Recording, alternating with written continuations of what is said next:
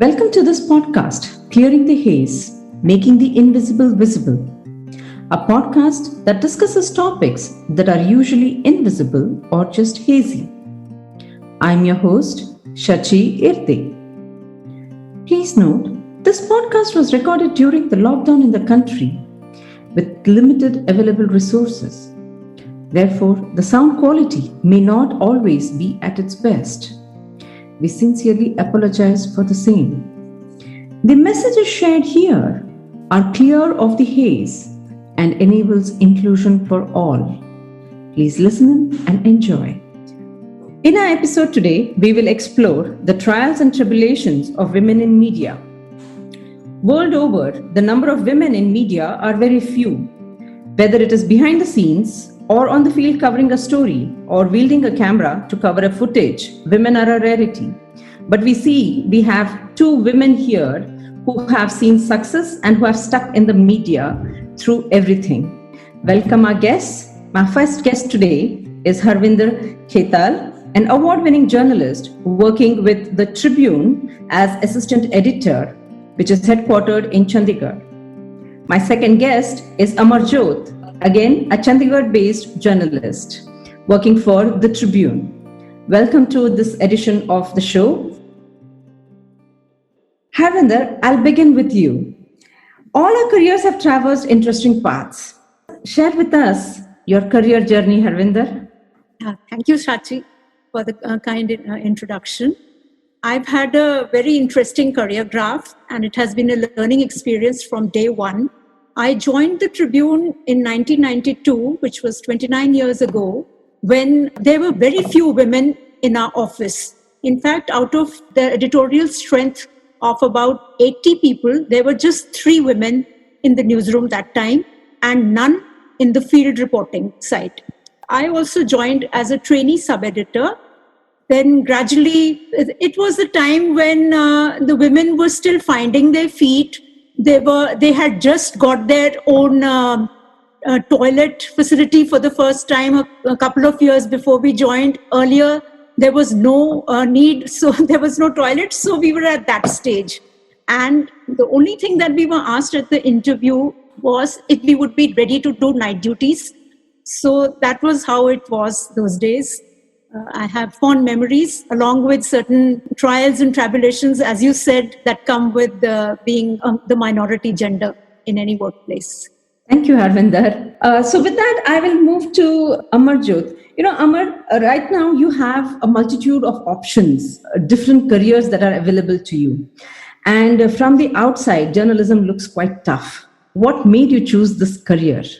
Well, to be very honest with you, Sachi, thanks for the lovely question, first of all. But we, as the young, I've only been 9 years a journalist, and it's not as much an experience as Harvinder's is, for example. And she started off in the 90s. I believe the first woman to have joined the Tribune was back in the 80s. We are talking about women in, especially when I was growing up, I'd heard of a lot of women, and specifically Barkha Dutt, because this is the time when the 90s was up and we had Kargil war happening, and I was still in school, and we were wondering what exactly would I want to do, and I really didn't have anything in mind except that I was good with languages. So when Barkha Dutt happened, I instantly, just that very moment, thought that this is what I'd like to do. I'd like to be the voice of the people, which very strangely and beautifully happens to be the tagline of the Tribune. That's how I think that was the first thing that made me choose journalism, looking at just Barkha Dutt. I wanted to work in the field because I love meeting new people. I'm a very talkative person. So I wanted to really see the world up close, have my ear to the ground. Thank you, Amarjot. Of course, being on the field is a totally different ballgame altogether.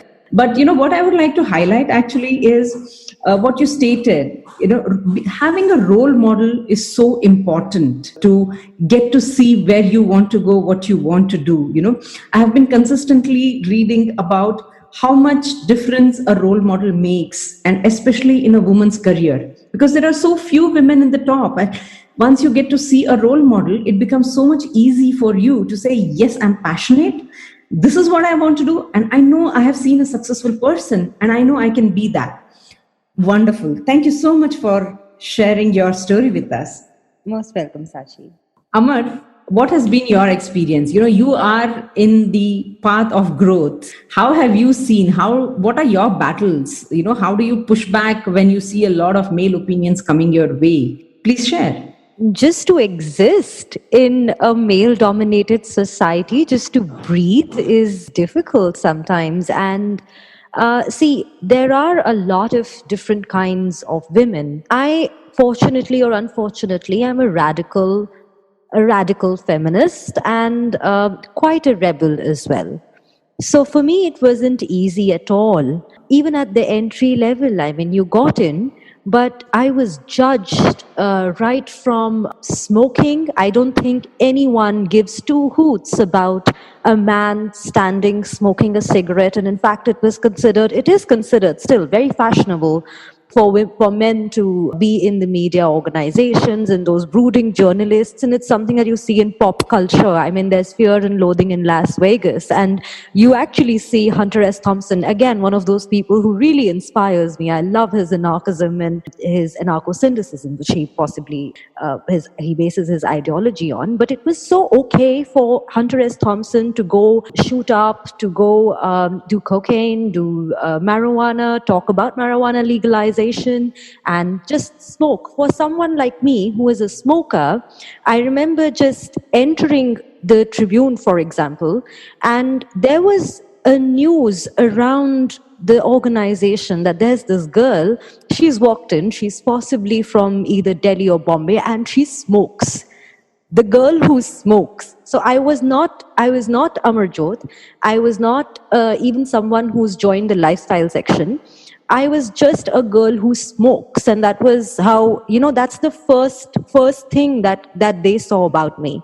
This is just the beginning, just the tip of the iceberg. There, when I say that it wouldn't have been such a big deal for a guy to come in and smoke a cigarette and be recognized as someone who smokes, right? Now, it's even worse when you are as a youngster, because in our language and how millennials tend to talk and socialize with each other is just like, hey, why don't you hop in at mine for a couple of drinks? And hey, you know what? Chal chai sutta peete hain. That's a very general thing of, like, let's just go out for a tea and a cigarette.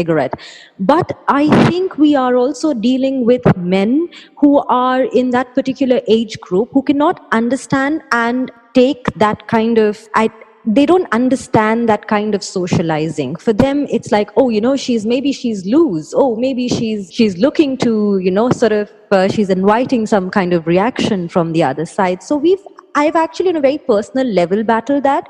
And then, of course, it translates into, how you are as a person. So I'd started writing articles about marijuana legalization because it's something that one does their research on, and one's spoken to the top government institute in India. But still, there were people who were heard saying that, oh, you know what, she's talking about marijuana legalization, possibly drugs karti hogi.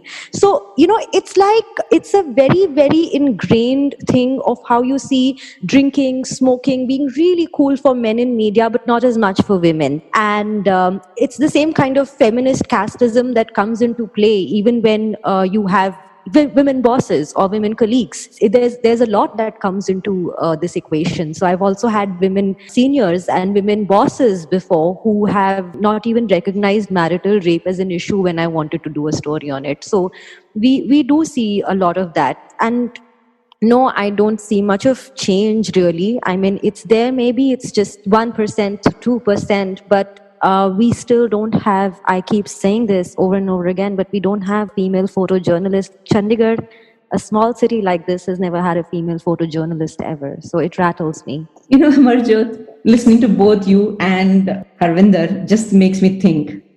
People love labeling women. We have to fight not only for inclusion, but also for equity. And I'm very proud that I'm talking to both you and Harvinder today, and who have been such great feminists fighting your way through. So I'm just going to change our track a little bit to bring to fore, what has been the experience of dealing with social media. So Harvinder, how do you keep yourself abreast of everything that is happening around in social media? Because suddenly you see something is trending, something is not. Do you really report that? Do you not? Because sometimes we don't know what is fake, what is real. How do you go about it? That's a good question, Sachi. No doubt, this is the age of social media, where initially everybody wanted to join the bandwagon, the joining Facebook, Twitter, Tumblr, whatever have you, and so many new things still coming up, and just to keep abreast of oneself. So since it is our job to keep ourselves abreast of what's happening latest, our newspaper being a daily, it is more so in the sense that we need to be aware of what is happening on the go on a daily basis. But over the years, I realized, when I was into it a short while, I realized that very soon a little mini industry had developed around social media, which is busy making news out of the newsmakers' tweets and comments on other places. Soon I realized that it becomes very overwhelming to keep track of everything. But the other easy way out is to, instead of going individually into everybody's tweets, you start looking for news that is made out from these newsmakers, and then you follow them. So that's how we do these days. And of course, we have our own little people around, especially reporters, who are more made to keep track of such things. Our job is basically to opinionate or ideate about things that are happening. So for us, a lot of research goes into the background of issues and possible solutions. So that just becomes a news peg, knowing what is happening or what is trending or trolling or whatever is in the news. So that's how we work. Harvinder is absolutely right when she says that, reporters tend to keep track of people around the news, etc. So I categorically follow a lot of feminist channels and accounts on social media, ranging from anarchist girls to Wabi Sabi Society to a lot of graphic illustrators, like I mentioned before as well. And you see, the internet is voicing women's rights, women's issues, and social media, of course, is voicing women's issues like nobody else. Like, for example, we've had Art Whoring, which is one of those channels, graphic illustrators who I'd love to follow. She had started a complete series of women where there were issues ranging from, difference in skin color, how women are differentiated on the basis of their skin, and she'd call someone Kali, and she'd painted Kali in the most modern punk woman, as a modern punk dark-skinned woman. And she'd also started Free the Nipple campaign, which essentially was about painting women with T-shirts on, but not necessarily, hiding their nipples. So we've had women like that. We've had graphic illustrators. There's Hate Copy. There's Pakistani Martha Stewart. A lot of other graphic illustrators who are doing a great job on Instagram and on Facebook too. You find such channels, and I'm also a huge fan of music. So you have a Russian pop group. It's a band group. It's called Pussy Riot. So you should listen to them. They're doing some great stuff. And had it not been for social media, I would have never been introduced to them. Of course, Susie Sue from the 80s is again brilliant, and Janis Joplin. All of these people are exceptionally amazing. So there. So, Amarjyot, I hear a lot about your indulgence, if I may call, in social media. And I also know you have over 4,000 followers. I don't think it is very easy to have so many followers and not have trolls. How do you deal with your trolls? What makes you hang on there but push back some of them whom you don't want? I answer them and then I block them. So there are a lot of stories. I'm an extremely opinionated woman, and I'm not just opinionated. I also let my opinions known and heard and written and shown.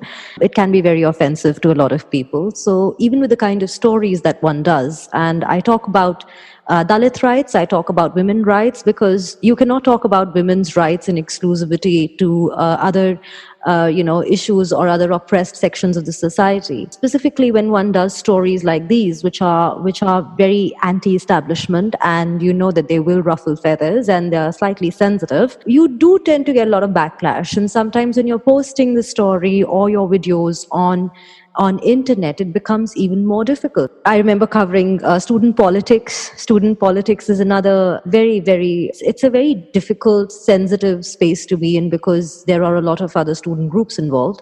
So from there you get a lot of backlash. Then one covers the arrival of Kashmiri students from Uttarakhand during the Balakot incident. That's again when I was subjected to a lot of backlash. And a lot of people, they were just literally out there to say nastiest things to you, comment on your stories, even go down on being borderline abusive. So I had sleepless nights. I thought I'd possibly just block them and let it be. So I did sift a lot of my contact list there, because there were a lot of people who were just out there to, sort of say just nasty things. And even if they wouldn't say anything nasty to the account, like to be public as such, they would send me a direct message, which was even worse. Something like, you meet me and I'll show you what can happen and stuff like that. So that was really nasty. But that's not something that we are subjected to only on the internet. We get out of that internet, that space, which is so virtual and it's not really real. Even when I would go for something as innocuous as getting vox pops for one of the columns, one of the vlogs that we were running for the Tribune, it was called First Day, First Show. I just had to go to the theater and talk to people and ask them what did they think about the film. Now, this was a very, very basic vox pop vlog video that we were basically doing for the Tribune. And even when you would go to the boys, just to be nasty and just to trouble you and just to make you look like an idiot, or, to have a certain kind of connotation, and you'd approach them with like, bas pajik bite leni, so you just needed to take a bite, and, you want to say that you want to take a BYTE, but they are understanding it as BITE. So you were being told like, oh, you want to take a bite, and that in itself is so demeaning. And you're like, no, I just want a coat, and you want to be really professional, but how can you not lose your cool when someone's acting so nasty? So I think that's something, I've had a situation where a very senior person asked me to stay out, and he refused to talk to me because I was wearing a dress in his office. And he refused to shake hands with me. He shook hands with every other person, and only me. As a woman, I felt really sad, because this guy was a conservative, of course, a conservative middle-aged man. But imagine saying hello to everyone and not shaking hands with me and just saying namaste to me. It was, how is that not untouchability? That's how I felt, like an untouchable. So I've had those experiences, bad ones. Amarjyot, you bring such an interesting perspective. Okay. I'm really not sure whether I should feel thankful that somebody did not shake my hand, or should I feel insulted because somebody did not shake my hand. There are two such things. The reason like I say is, I really did. Because early in my career, when some men would shake their hands with me, I would hate it, because a simple handshake can be made you feel very horrible. The way they touch you, the way they shake your hands. Awkward hugs, we've had awkward touch on the butt, and we've had awkward, oh my God, I just brushed across your chest, I'm so sorry about it. They do it it's always like, oh, I'm so sorry, galti se lag gaya, it's by mistake. But they will do things like, they'll just possibly just brush their hand, on your hips or on your chest. And it's a regular thing, like, oh my God, I want to punch this person in the face and tell this person that, I know what you're doing, but you don't. You just look at that person and say, oh my God, get a life, and you just walk off, and you're like, whatever, I'll possibly just smoke another cigarette to fuck with him. Yes, I hear you, because if you go and complain, either you will be labeled as somebody who's complaining, or then the benevolent sexism raises its head. And we know that women who've been subjected to benevolent sexism will almost always say that it has been their career derailer. I don't even think men in India are benevolent, for them to be benevolent sexists. I mean, for that, men have to be benevolent. Here, men are not even Blatant. benevolent. They are constantly vilifying all women in their lives. I mean, you start from wife jokes to, and vilification and constant vilification of wives is a regular thing with all men. I mean, you talk about aunties and, saying that it's the women who gossip and stuff. I think it's the men. So let me hear from Harvinder. How has her experience been? Given that she's got a lot more experience, has things changed? Are you seeing Amarjot being subjected to more such challenges? Or what has it been? No, I think this sexism is something that is universal. All women have, whether at home or in their workplace or outside, no woman can claim to have not been subjected to it in some form or the other. It may be subtle form or it may be directly, leading even up to sexual abuse or violence. As this Me Too movement showed, there are so many women who've had to undergo pressures from their bosses, but because of their minority, the power structure being in favor of the predominant male species, they have always generally kept quiet, and anybody who dared to speak out has had to do it at his or her own peril. In the sense, it could have cost her a job or even probably her due place of promotion in that society, in that organization. These are things which nobody can claim to have not undergone. It could be in the form of just supposing a simple thing like granting leave to your subordinate. When it comes to a woman, it's like a benevolence. Oh, okay, she has to look after her children, or there is some work at home, domestic issue. But if the same reason is proffered by the male colleague, then he's looked upon as being such a responsible man at home and work both. He must go.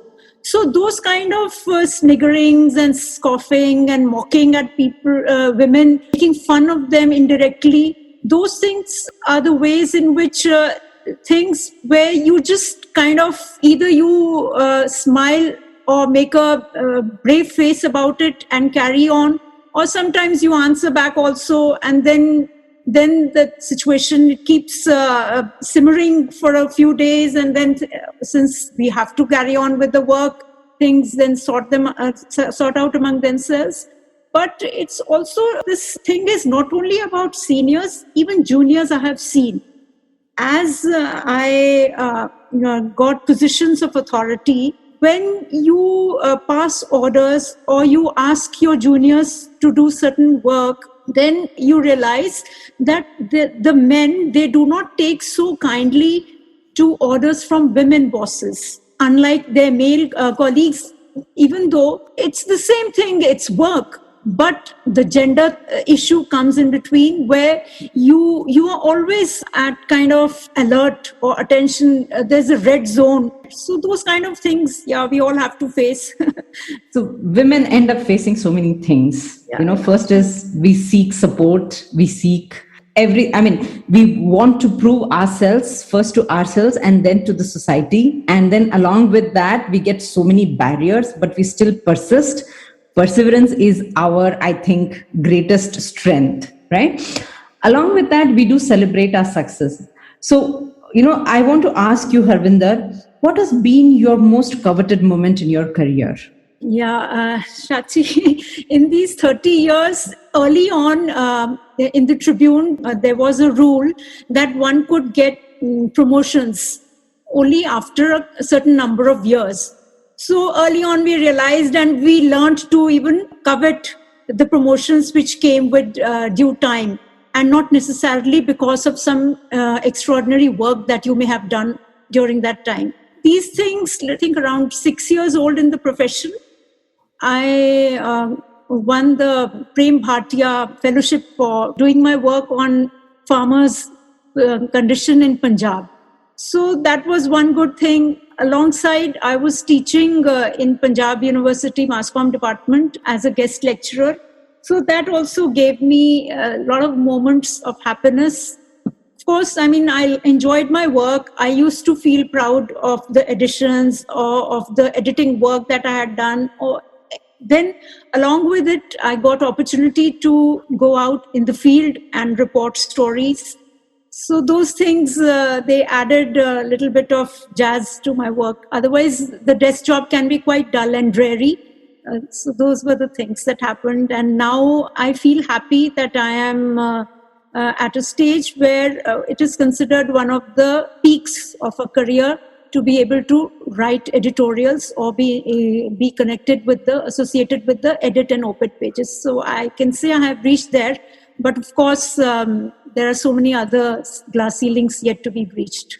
Awesome. More power to you to breach all those glass ceilings. And despite all the trials and tribulations, you have achieved so much. Congratulations to you. Amarjot, what have been your dreams? How do you see yourself growing in this setup? I dream of doing a really strong investigative story someday, and I mean helping people to understand how this system's so rotten, really. I mean, not that we don't do that every day, but I think it's just channelizing a lot of anger within me and becoming and making that anger the anger of the people, and projecting it to the people and saying, listen, you know what, we need to be heard. Because there is, I mean, I love Arundhati Roy. Again, she's again one of those people who I really look up to, and Roy says this really beautiful thing. She says that there are no things, there is no such thing as voiceless. There are either those who are either not heard or those who are deliberately silenced.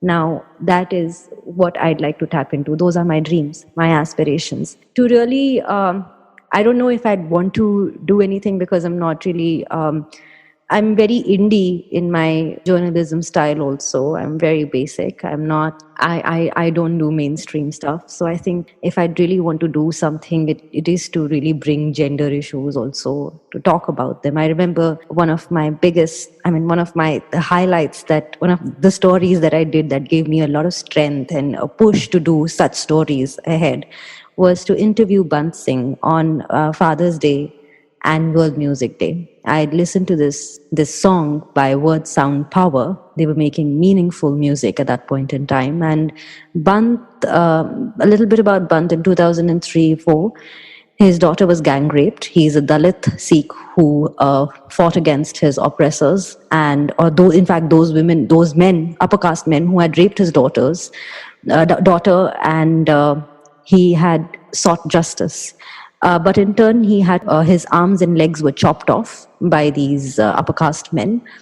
This is the price he paid for justice. And that story on Father's Day and Music Day really made sense to me, because Bant, even when his arms and legs were chopped off, he said that, you can cut off my arms and legs, you can cut off my limbs, but you will not be able to cut off the spirit and my strength to sing. So from now on, I will sing about the oppression. I will sing about what women in villages face and what women are going through. So that was very, very powerful for a father to, sort of come out with quite an example. So I think if there are these kinds of stories that I can bring forward, even one every year, I will be happy. Thanks, Amarjot, and more power to you to bring these stories. When you were speaking about the story or sharing the story, I was getting goosebumps listening to it.